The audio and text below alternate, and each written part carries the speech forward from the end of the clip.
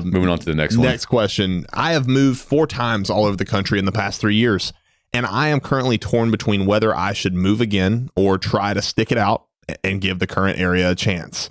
Essentially, the question is, how do you know when you should need to make a move or stay and try to figure it out? So I can tackle this one from a personal experience. Since I was a teenager, I've been traveling. And by traveling, I mean like traveling the world. Yeah. At least every other month. Right. And, you know, before it was traveling all over just for the sake of traveling for business or whatever, I justified it as it was traveling with my band. So I was gone for months at a time touring. And that was because I hated being in Panama City, Florida. You know, I would have done anything to get away from it.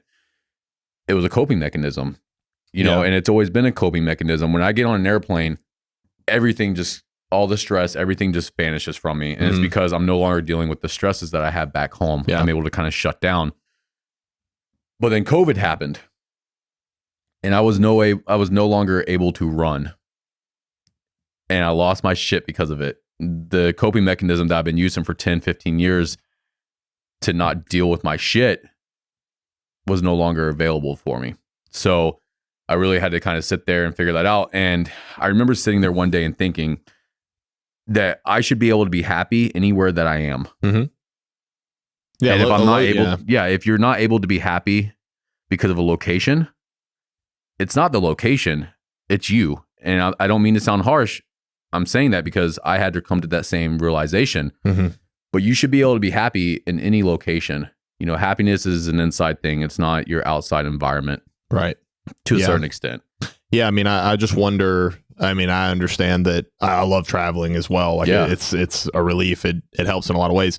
They've moved 4 times all over the country in the past 3 years. What for? Like for work? Or I think like they're trying to find someone that's going to make them happy. Yeah. Well, you know, and a place is not going to do that. No, right? it's not. And it took me 15 years to finally come to that realization. Yeah.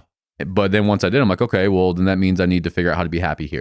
It seems like they move and, you know, you get that dopamine release, it's like a honeymoon phase in a relationship. You know, like everything's happy and good right when you move in and you got your new house and your new place and you're getting it all figured out. It turns into the same place that you lived before. And there's a reason for that. Yeah. It's a crazy thing called reality slips back in. Yeah. It's like, so. So maybe do some self-evaluation and figure out why you keep moving. And if it's for happiness, then listen to my words once again. Yeah.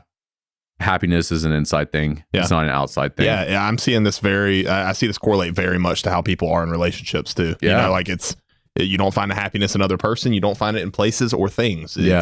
It's within you, and those outside factors just contribute to that. So yeah. Now, if you live in just a really shitty place, then try to get out of there. Yeah. But you've moved 4 times. Yeah. So I think it's an internal situation, which is completely fine. We've all dealt with it, including myself.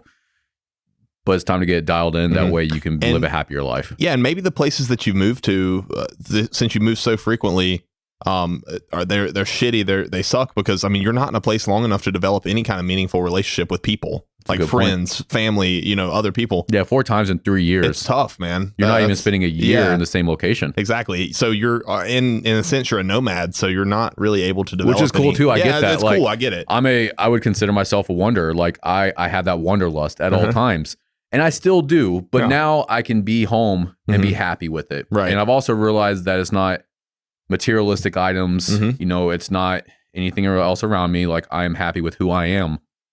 And that's an amazing feeling. Right. And doesn't matter where you live, if you can really just be happy with who you are and learn to love yourself, life's going to be amazing no matter your location. I agree.